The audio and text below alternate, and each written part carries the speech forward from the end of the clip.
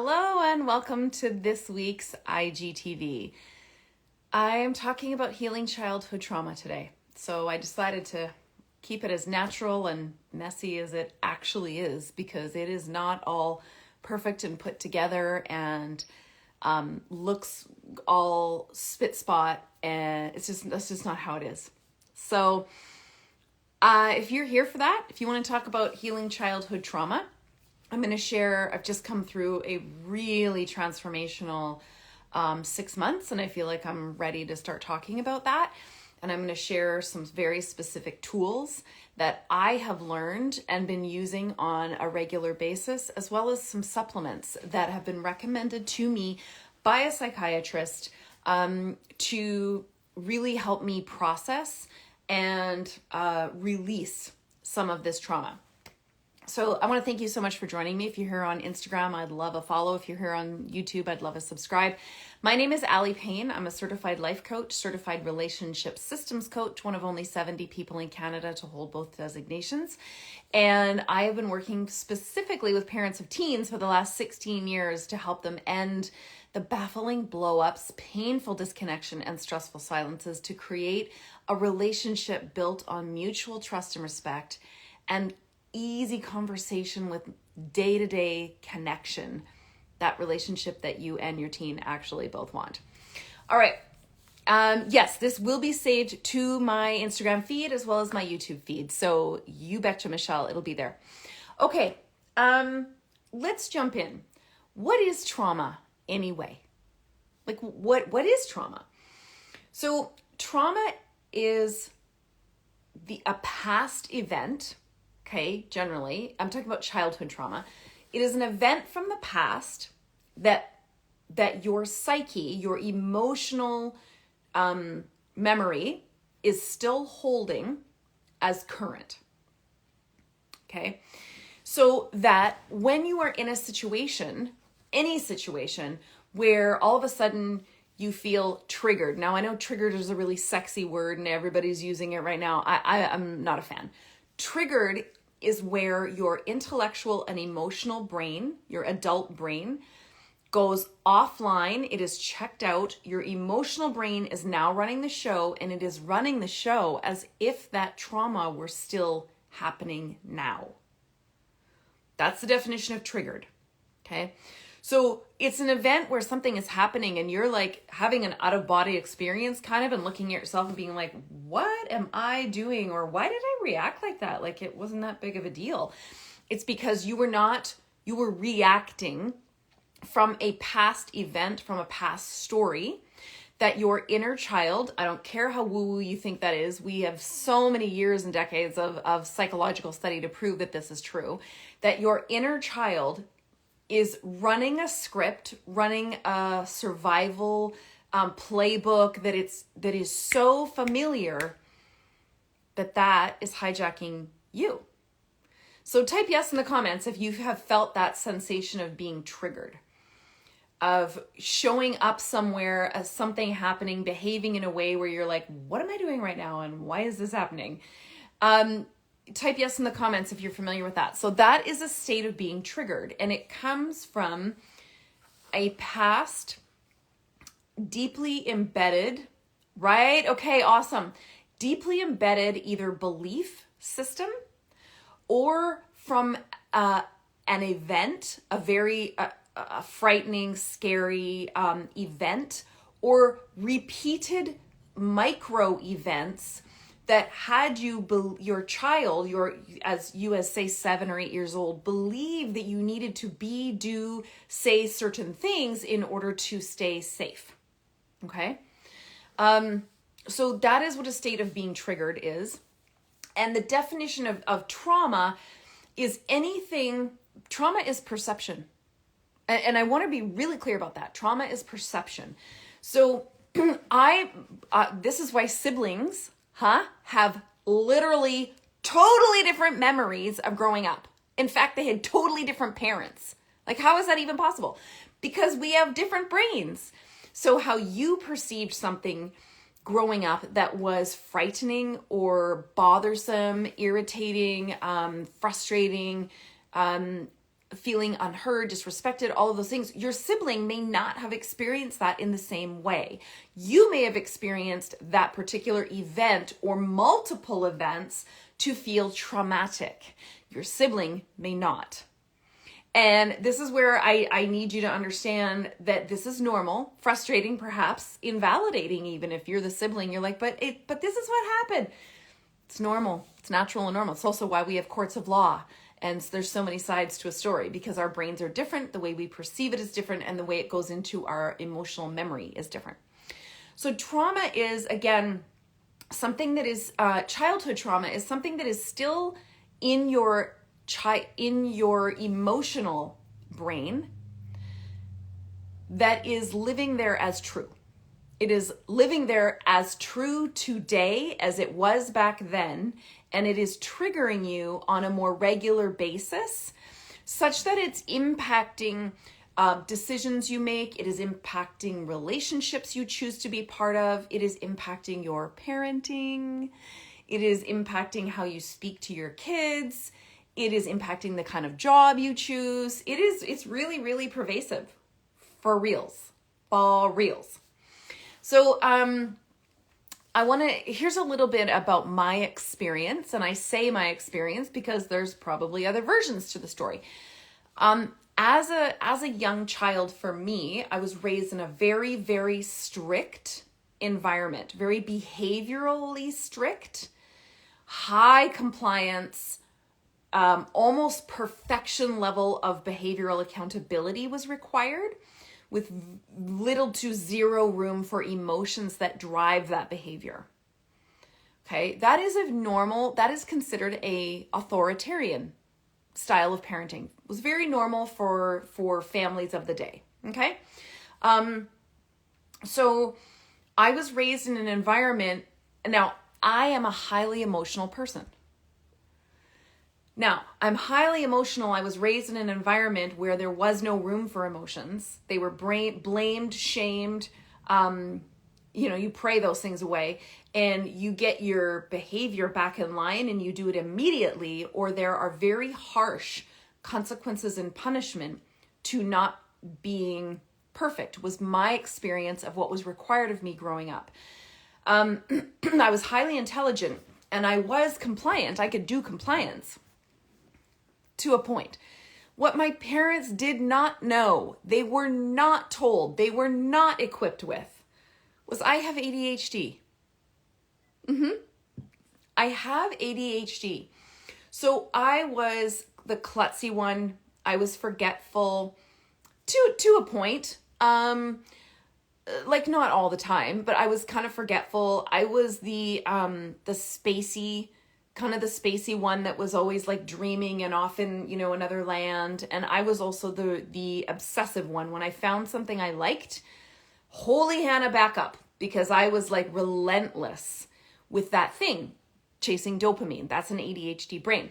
Now, I have been diagnosed with limbic ADHD and overfocused ADHD. So limbic ADHD is that there is a high emotion, and also that overfocused is that like really obsessive. I get really obsessive about things. So my personality style is quite predisposed to addiction, thus an eating disorder. So what I experienced growing up was a consistent shaming and criticism for almost everything I did. There was almost no positive feedback of any kind. Now, I was a highly emotional person. So my parents, emotions are messy. Emotions are like explosive and impulsive and out of line. And so I got a lot of the focus in my family about getting me back to being nice and neat in a package that they could control, or feel control over, I guess.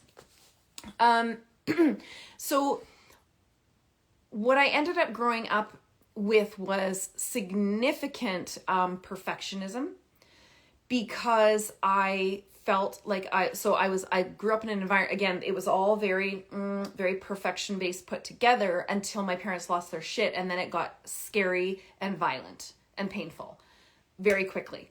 So I learned hypervigilance. I learned to constantly be on edge. I learned to constantly be aiming for perfection to stay safe. And perfection meant everything from how I looked in my body to stay safe from criticism about weighing too much, not looking good in the right clothes, being fat, being like all of those things, to perfect grades, to all of this stuff. So the fear for me of not being perfect was very real, because when I fell short of perfect, my experience was really significant emotional or physical abuse. And when I say emotional abuse, I mean consistent blaming and criticism. Now, let's fast forward, okay, to where I am now. And so I have worked my whole life to lower my anxiety, not because I wasn't anxious as a child. So I couldn't figure out, like, why am I so anxious?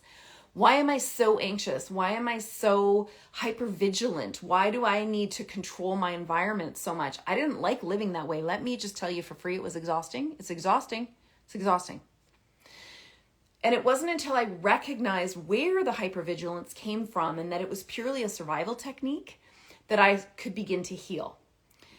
And even now, like, this has just been another layer. It's like peeling an onion, for heaven's sake. So what I did was a lot of writing.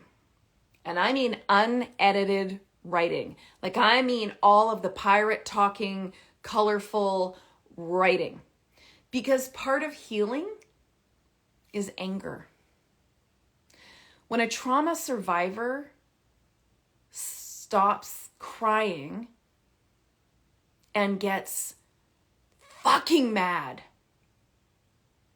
that's a great thing. It's a great thing. It is a step forward, because that's when you are starting to see that what happened to you was not normal. It was not okay. And it doesn't mean you need to hate your parents. I'm not going to promote that here ever. It has taken me years, decades of healing and work I don't hate my parents. I see them with compassion, having gone through some pretty horrific situations themselves as children, and how they got to be more of who they are now. It doesn't make what happened okay. It does not make what I received, it was not okay. Did they have access to all the same information and tools? And no, they didn't. It was still not okay. So it's a balance, okay? So moving from like that constant state of emotional hijack. Okay. Now, I lived in a state with that because of this hypervigilance and need for perfection and control of my environment and control of my body and control of everything around me, because I was just trying to survive. Because my little person that was still running the show in my emotional brain was trying to keep me safe from emotional and physical abuse if I fell even this much short of perfection. Now, whether that was true or not doesn't really matter. That was my perception. And so that's a truth that my emotional brain took with me. So as it's hard to be in relationship, I don't know if you've ever tried relationships with a perfectionist. Have you tried being in relationship with a perfectionist? Like someone who, constantly needs to have everything in a certain way and cannot receive help.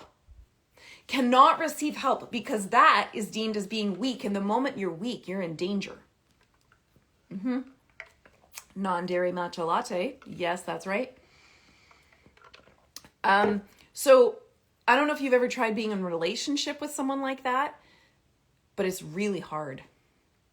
Being in a relationship with someone like me who was, always like on edge. Anticipatory anxiety is another name for it. I was always trying to foresee what was going to happen, to be prepared. I was the most prepared mom on the playground ever.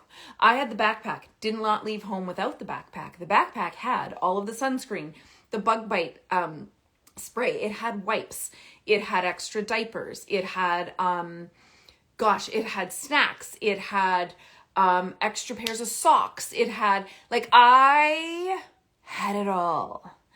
But here's the thing, people look at that from the outside as a parent and go, oh, this is a perfect parent, and I'm just like a shitty parent, and I'm like forgot all this and whatever. No, that perfect parent that you might be comparing yourself to probably grew up in an environment where being hypervigilant and perfect was necessary to be deemed as lovable and be approved of, to earn a breadcrumb of kindness and to feel safe, to avoid more trauma, to avoid pain. So be careful of comparing yourself to a perfectionist parent, because I was that perfectionist parent, and sure, I probably made it look good on the outside, but I'm going to tell you, on the inside, that experience was exhausting, because in my head, nothing was ever enough. I was never enough. I was never good enough, which was repeating the stories that I learned from when I was a child. Nothing was enough. I was never good enough. I was always falling short. I couldn't accept a compliment. I couldn't accept help. And I was on this hamster wheel of trying to finally be enough. And it's just really hard to be in a relationship with someone like that. There's no peace. There's no calm. Now, I knew there was no peace and there was no calm inside me, and I hated it, and I wanted to seek it. So I did a lot of journaling, get it all out, get angry, say it all, say what you wanted, say what you wish, cry it out, write it out. Not because you're ever going to show anybody that, and not because you're going to write a hateful letter to your parents that you're going to send. No, you're not going to do that. But it is a wildly healing experience. And no, typing it out is not the same thing. There is a psychological process when your brain has your thoughts come out your pen and go on paper. Now, I am not a journaler. This has been a very arduous journey for me. I'm a talker. I'm not a writer. And so I did that somewhat in my early 20s. When I started therapy, I was doing talk therapy. Didn't find it super helpful. My eating disorder went until I was 25, 26. So none of that really helped me. When I finally started, and I knew I did not want to pass this on to my kids. So instead, I held it all inside. So I had my kids, and I was not going to pass on this authoritarian parenting. I was going to be a cycle breaker, and I was going to love them for who they were with firm and compassionate boundaries. I do not do permissive parenting. And they were going to know who they were, and they were going to know who they were was amazing. My kids were going to grow up knowing that who they were was messy and magnificent. And there was never going to be a question about that. I was going to make so much room for emotions, which I did not have the opportunity to express. Okay. And we were going to be with messy emotions so that we learn to regulate and learn to express emotions. So after you do the journaling, do the journaling, whether you're in the hot mess, like right now, like snot cry the whole thing, or whether you're not, do the journaling. Okay. Now, again, my emotions were up here all the time. And I thought that was normal. So when people talk about healing and people talked about getting help to understand, to calm my nervous system and heal my nervous system, I'm like, dude, like I'm fine. Look how much I get done in a day. I actually said that. Look how much I get done in a day. Driven purely by anxiety and perfection based on fear to avoid pain. So I didn't understand that my nervous system was hijacked. I didn't get it.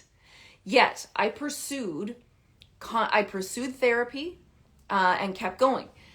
I started to eventually realize, because unfortunately for me, this got worse. It got dramatically worse as I entered perimenopause and my hormones began to change.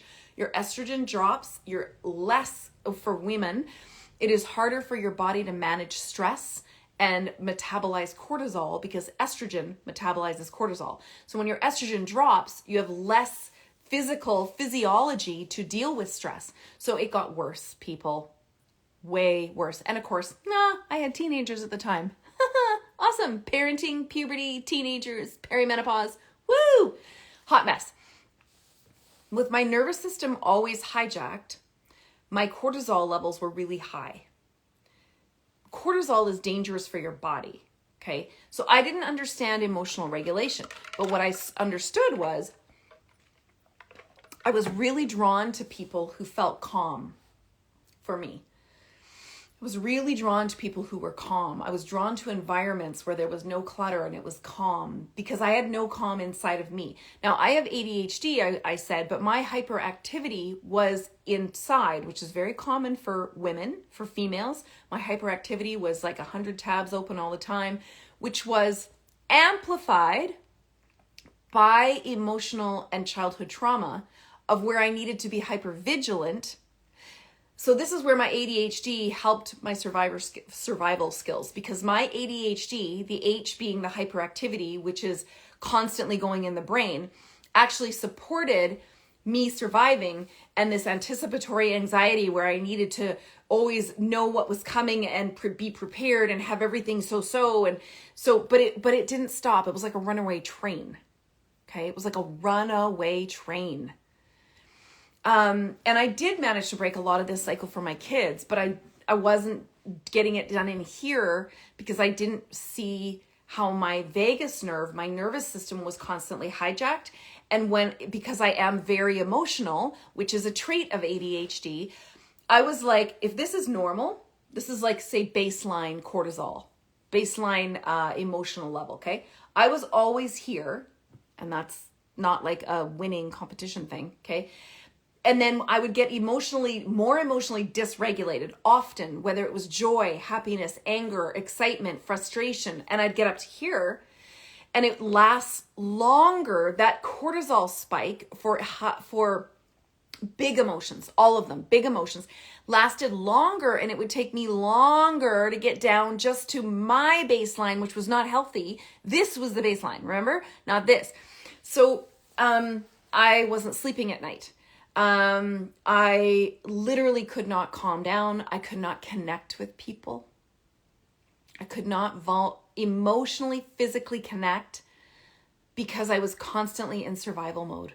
Constant. There was just no rest. It was hard to be, it's been hard to be around me. It's been hard to be around me. That energy. So, here's, again, I know I'm kind of jumping all over. So journaling is big. Now, I started journaling a couple years ago. I don't like journaling. I said that. It's hard for me. I find it like with my ADHD, I find that any like habits can be hard, right? So I'm just looking at by my bedside table I have a pen and a paper beside my bedside table. And my mom is still there. My mom is still in that state and I love her and that's who she is and it works for her. So I just set boundaries around my time together. That's all. So I keep the pen and book by my bedside. Now it has taken me 2 years. 2 years. In fits and spurts, because that's how any habit starts. Habits aren't perfect when we start.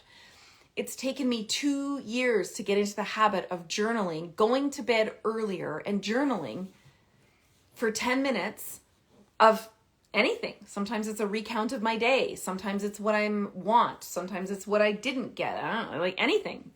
There's no, just get it out. It's taken me 2 years to make that a regular habit. Now, if I get home late at night, am I going to stay up to do my journaling? No, because you know what's most important for me and my brain? Sleep. That's what's most important for me and my brain. Especially your mom, you can't help your mom unless she wants help. You can offer what you are doing, but do not offer things unless you are also doing them, because that's advice and it's free because you're not using it. So I've tried all that too, and I just learned to love my mom for who she is and where she's at. And I have a relationship with her that works for me, where I feel safe and I take care of myself first.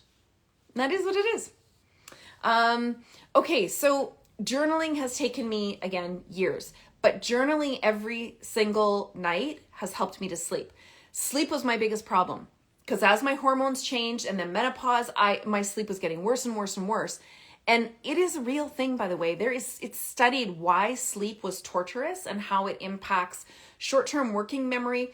Working memory, which is being able to stay on task, which is already hard for ADHD. Short-term memory, which is also harder for ADHD. And then just emotional capacity. So I was short, I was frustrated, I was quick to snap, even when I was trying desperately to be cool as a cucumber, because I wasn't sleeping.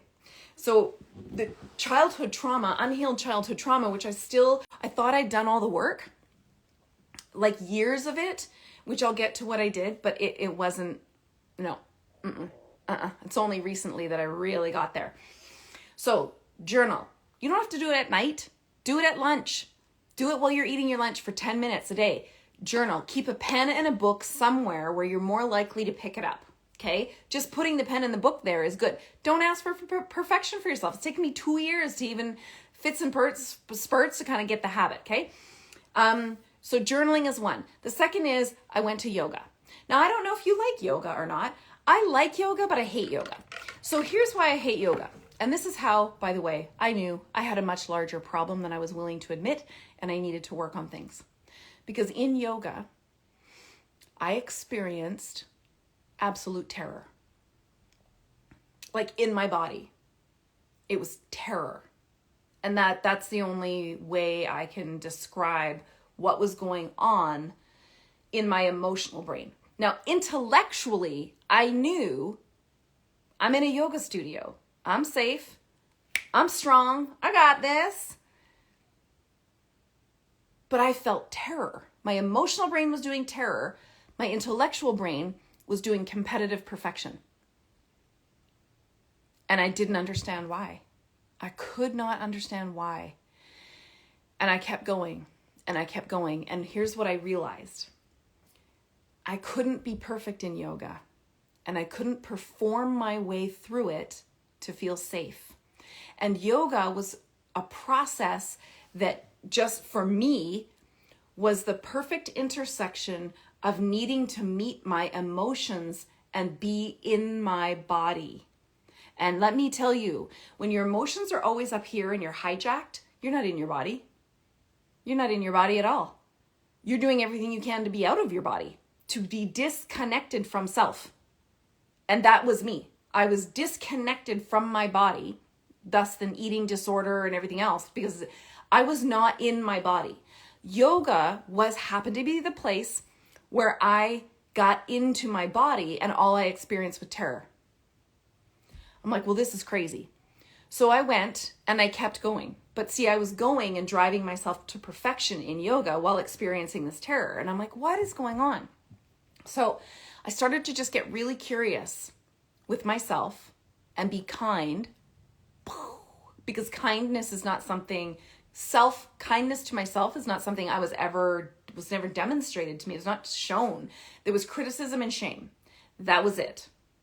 Or severe punishment and consequence. There was no just this tenderness. There was no kindness. There was no appreciation. It was nothing. So I started to get curious and compassionate with myself in yoga about what was going on with me emotionally. And like, what is this terror? Tell me. And then over time, this has been about 6 months of going 3 days a week, my inner child started to speak up and started to tell me why she was so afraid, and how, because no one advocated for her when I was a child, she felt absolute terror. And I never learned to emotionally regulate, to self-advocate, because I was never allowed to speak. I didn't learn to effectively process emotions. She was still holding the bag. And she didn't trust me because I'd left her a number of times because I never learned. So she was still running this survival book constantly. So 6 months of yoga, and finally getting to a few months in of just continue, and through journaling, this is all kind of part of the process, through journaling, unfolding what was going on. Many classes, being the person on my mat who was snot crying, trying not to wail loudly in yoga. And I just let myself do it because I couldn't connect with her, it seemed, any other place. And let me tell you, I've tried decades of therapy, all kinds of therapy.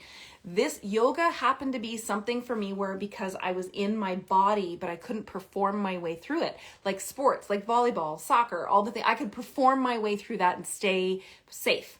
Couldn't perform my way through yoga. I'd lose my balance. Things were hard. I'd lose my breath. And then I just couldn't control it. So I had to connect with it instead. And I've unfolded this, and slowly the terror has decreased because I am getting into my body, connecting my body. I have been hearing my inner child. I have been speaking to her. I got to a point where I was in yoga every day just saying, I am safe. You are safe. We are safe. I am safe. You are safe. We are safe. All for an hour in yoga. I've gotten to a point where her being mad at me saying, but you didn't protect me. These other adults who were supposed to be there and protect me and love me never did. And then you didn't either. So fuck you. And I get that I'm using the F-bombs, but this is what's going on. This is part of the healing, is she was pissed at me and didn't trust me. I've also had points in yoga where I imagined and could see me trying to reach out to her and say, I promise I'm here to protect you now. I hear you. I see you. And her being willing to put her little hand in mine and say, okay. I've been in yoga where I was so calm and connected in my body that I was daydreaming about something else. My body was doing yoga with zero terror, and I was like daydreaming about something else. I'm like, I've never had this level of calm, ever. Now, through that, I've achieved a level of calm that I actually didn't even know was possible. That level of anxiety, which I understand was stimulation. So this is one of the healing things I had to start about 6 months ago. I had to start saying no. I needed to start saying no because I was so accustomed to my nervous system being up here that I needed to take on a level of life that kept me up here because that was normal. That's what felt normal. I didn't like it. It was exhausting. I couldn't sleep. I was always overstimulated. But I was up here. So I needed to learn that there's no magic pill. And by the way, if you came for a magic pill, I'm super sorry. There's no magic pill. I needed to say no to a lot more things more often so that my nervous system could really slowly, and this has been a slow, long process, slowly start to come down. It took me 6 months to get into the habit of going to bed a little earlier because that was one of the ways. I don't know if this is you. If you get overstimulated, you get tired, but then you hit a second wind. Well, when you hit that second wind, my friend, your adrenal gland has just given you a shot of espresso. So now then you actually do go to bed at 10:30, 11, or 12, and you can't sleep because you missed your window. It took me 6 months of concerted effort to stop doing whatever I was doing at night that I thought was so important and get my arse into bed. I now go to bed like sometimes an hour earlier because by the time I do my my journaling and some other things I'm going to tell you, and then I sleep well. Okay. Now I still was waking up at 4 a.m. I wasn't sleep. This has been a process. Okay. I would go to bed at like 11. I'd get to sleep at around 11 or 12 and I'd wake up at 4 a.m. Your brain does not have the capacity to operate on 4 hours sleep. Okay. So going to bed earlier Period. Put your phone down, put your phone in a different room, hide the TV remotes, go to bed earlier. Your brain is not getting enough sleep. It's not getting enough rest to bring the stimulation down. Say no more, go to sleep earlier. Get your journaling and do something that helps you connect in your body in a way that is just horribly uncomfortable, yet safe. Okay? It is safe. So that's what yoga has been for me. The other thing I want to say is I have done for 6 years, which has been life-changing for me. I have used EFT, tapping, emotional freedom technique. It uses tapping on different acupressure points in the body while you're talking like this. And what it does is by tapping these acupressure points and using specific scripts, it helps your amygdala release the emotions in your brain without your conscious brain shoving them back in there because it's like, no, that's too scary. We're not going to deal with that right now. It allows the emotional, the past history of trauma and pain to come across the amygdala from the emotional brain into the intellectual brain and be released without being pushed back in. EFT or tapping, there's a free app. It's called The Tapping Solution. Download it and use it. Use it every single night, every single day. The science behind tapping and how it helps to lower anxiety, to heal trauma is shocking. It also helps to lower cortisol in your body almost instantly. I get tingling in my fingers and toes when I do it. Again, it's called The Tapping Solution, and it is an app. There's a free part and a paid part. You can also find them on YouTube. Fantastic. I use that every single night, and I use the paid version. So does my son, who is autistic and ADHD. How would you help a 16-year-old who appears to have no motivation? Okay, that's a separate topic. I would go to my website, alliepayne.com, and I would look up under the resources for free tools. So I'm not going to get into that particular thing today. I want to finish this story. I love that you love tapping. That's awesome. I've done work with a tapping specialist, a therapist, for 3 years. That's prior to this last 6 months. And I think that primed the pump for me to beginning to lower my nervous system and lower my cortisol to begin this process. It's a process. Okay, but you can do it on your own and you don't have to know what to say because it's like Simon Says. Tapping, it's like Simon Says. You just go in the app and you just say what they say and do what they do. You don't have to know anything. Zero expertise required. Free, can do anywhere. Okay. The other thing that I've done is I went to a psychiatrist who is involved in natural medicine. And these are the things that I will tell you that were recommended for me by him. I am not qualified to recommend or diagnose anything here. So I am simply telling and sharing with you what was recommended for me that has worked for me. Okay. Rhodiola extract capsules. Rhodiola extract capsules. 500 milligram capsules. I take 2 a day, 1 in the morning and 1 at night. L-theanine. L-theanine is a natural physiological calming agent. 500 milligram capsules. I take 3 to 4 at night to help me sleep. I increased my magnesium. Advanced magnesium complex. I take 1 in the morning and 1 at night. Ashwagandha. I take a 400 to 600 milligram capsule of ashwagandha at night.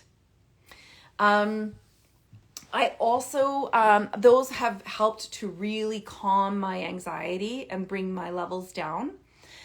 I also use breathing. Now, this is a big one. This is a tool to regulate your vagus nerve, okay, which is the brain-gut connection, on whether or not you're producing cortisol because you're jacked up. It is very intentional, hard breathing. And if you can do it for a full minute, do it laying down for heaven's sakes, then do it for a full minute, okay? It's about 2 or 3 counts in and 2 or 3 counts out hard. So it looks like this.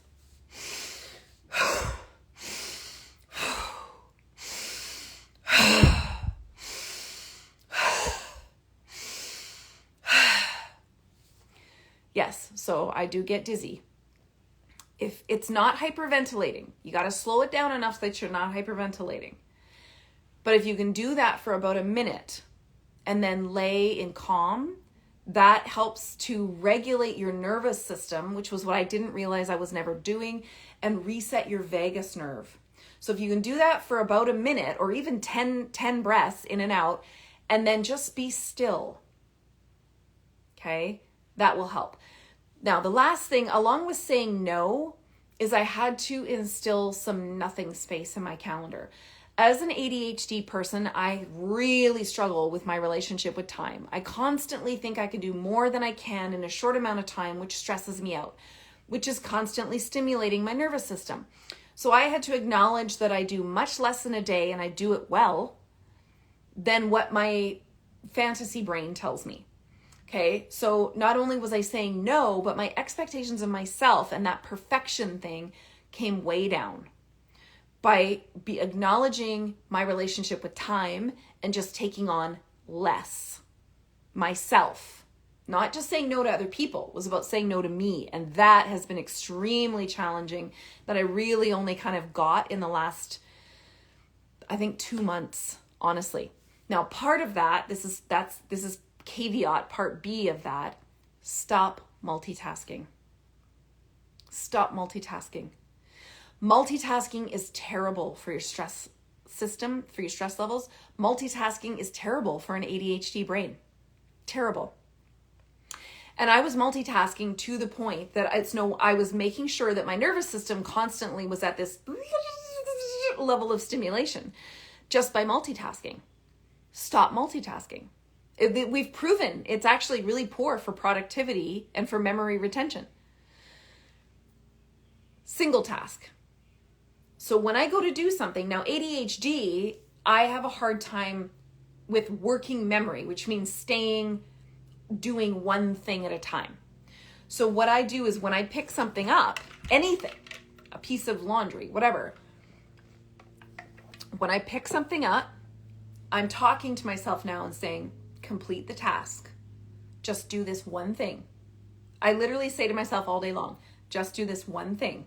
So if I picked up a piece of laundry, what was I going to do with that laundry? Take that task to the end. If possible. I know not all tasks can be done in single task. Just do that one thing. And then when I finish that one thing, instead of flitting off to the next 10 things, I go, okay, what's next? And I talk to myself all day long. What's next? And I'm like, well, there's these 3 things, but this one makes the most sense. So I'm asking myself what's next, and I do that one thing. And then I do that one thing.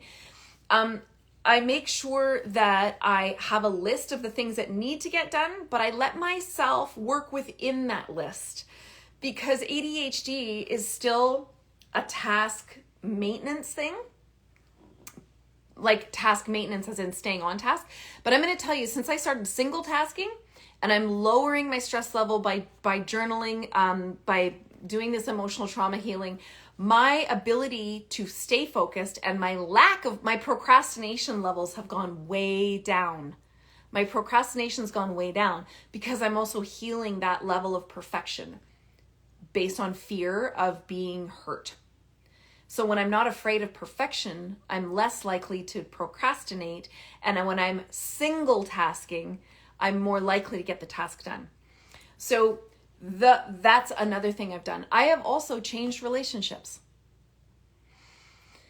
I am not attracted to relationships right now with people who were like me. And it's not because they're bad or wrong. I cannot say this enough. I am currently in a place where I need to be very cautious of the kind of energy I'm around, because I'm not yet at a place where that level of constant emotional hijack it still feels familiar. So I'm likely to go back there. So I'm very cautious of who I spend time with. I'm very clear with the people I do spend time with, what I need. I need kindness. I need words of affirmation, which is one of my love languages, something I got almost none of growing up and in really key relationships. I need people to check in with me. How are you doing? And I need them to be detached from how I answer. So I'm really clear about a small group of people. I don't go to social events. I'm an extrovert, and I have not been to social events in a while because I'm not there yet. I just feel like I'm in this, like, I just need to be in a cocoon stage of healing. I'm doing the healing, but I'm not like fully out there with it yet. So I'm really caretaking myself and being cozy and loving and all the things that I never received so that my inner child begins to trust me. Remember I said what happened in yoga? That she trusts me more because I am seeing her, hearing her, giving her a voice, and loving her. And that's part of my healing, is reconnecting to self. Stop doing things that disconnect me from self, which I realize as an extroverted extrovert, what I learned to do was perform. As an extroverted extrovert, I could do almost anything. I'm athletic, I'm strong, I did sports, I can make people laugh, I can talk on stage. Oh, I can make it look good.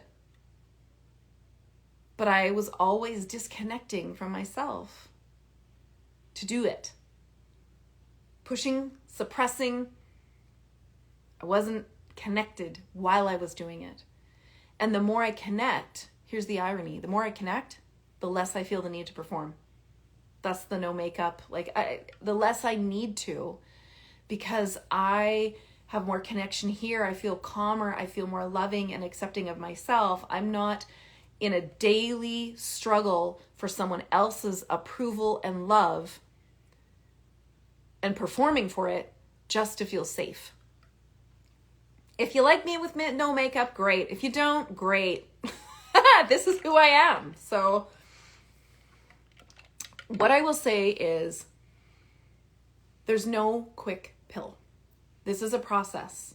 I wish I could tell you there was a faster way. But these last 6 months for me, I am now a person that I am becoming a person that I prayed for since I was a teenager. But I really didn't think was possible. I did not believe was possible.